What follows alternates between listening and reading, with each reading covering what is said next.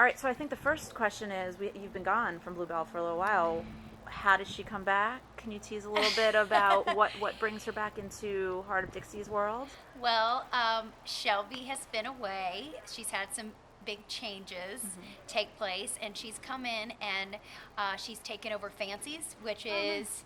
the restaurant there, and turning it into a cabaret. She's also, so that's going to be fun.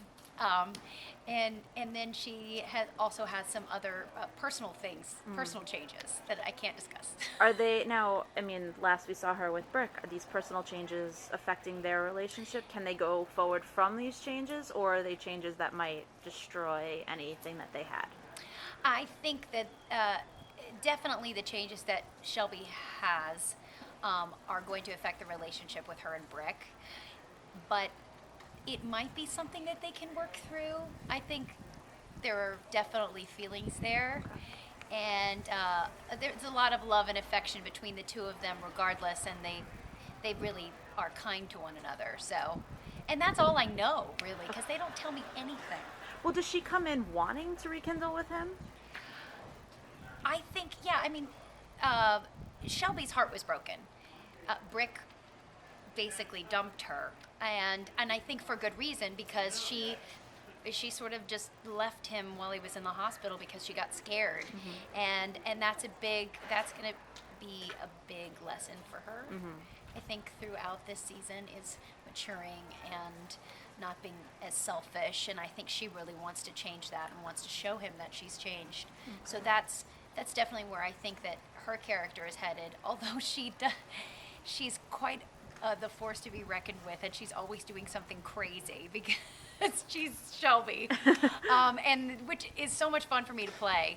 But I think Brick is kind of enamored by her energy and enamored by just the madness of who Shelby is, and she's just a total tornado and a whirlwind, but a really fun one. And I think he likes that, and but he felt that he had to be a responsible adult and take care of himself. And so, but yeah, I think she felt the heartbreak he felt last season when she left him. Now she's sort of handling that. Okay.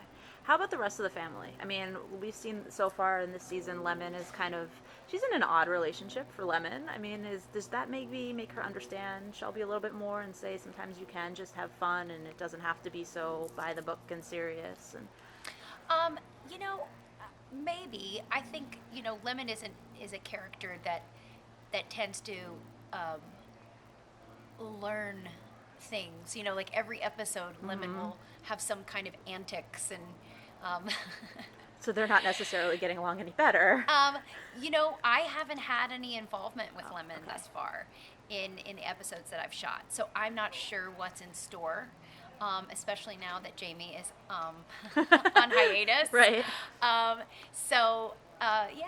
I mean,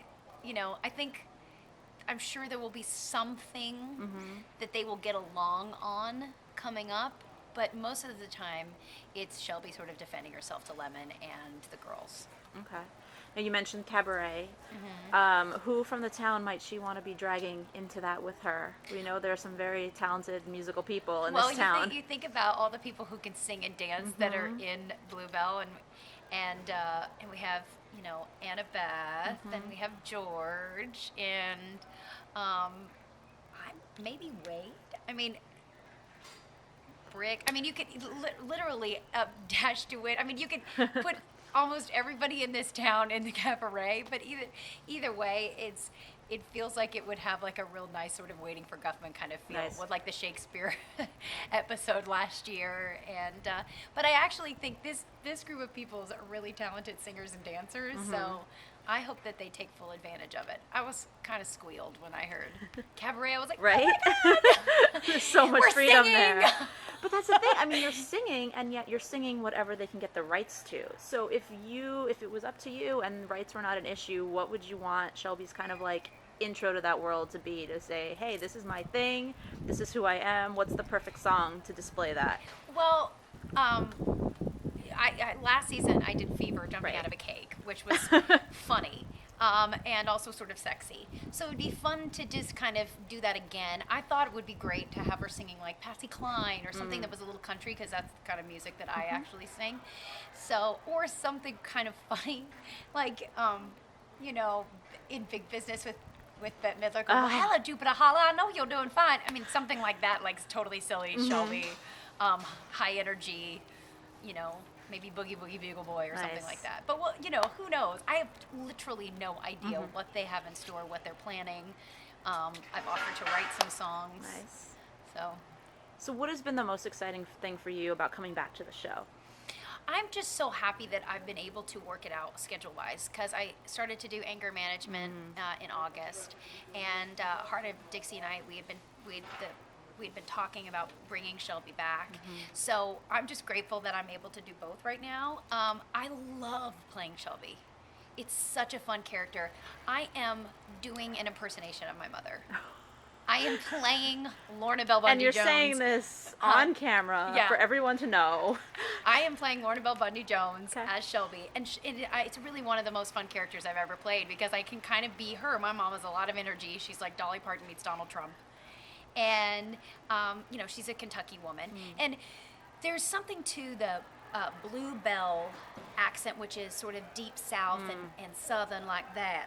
But I'm from like North Florida, so I can kind of redneck it up a little bit. And not to say that, you know, my family's redneck or anything, but I guess they're not, but they definitely have those accents like that. So I'm basically just being my mom. And what's funny is I'm like, Mom, I'm doing you, and she's like, no, you're not. I don't act like that. She goes, but she's like, I love the show. Nice. She's hilarious too, because you know she's a big shopper, just like Shelby. And she loves clothes and things like that. She's a bra specialist managing a Victoria's Secret. Nice. Yes. So tell me a little bit about this Harvest Festival and what you're filming today. So this is the Harvest Festival. It also happens to be the episode, which is Hanukkah. Because Hanukkah comes early this year.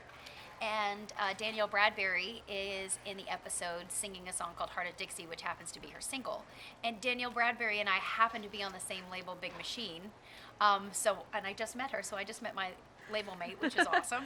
And yeah, it's an episode where Shelby has kind of come back into town and she's seeing people.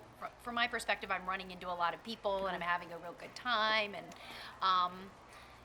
there's something about Shelby that's really fearless, even though that she could be looked at kind of shunned in this situation because people know all about her. She just sort of just bowls right through and just does whatever she is gonna do. So that's kind of, for me, that's my perspective. But there's, you know, I love all of these sort of town square events because it's all these little, it's very Mayberry. Hart of Dixie is like Mayberry in color. Nice. Meets Doc Hollywood with a girl.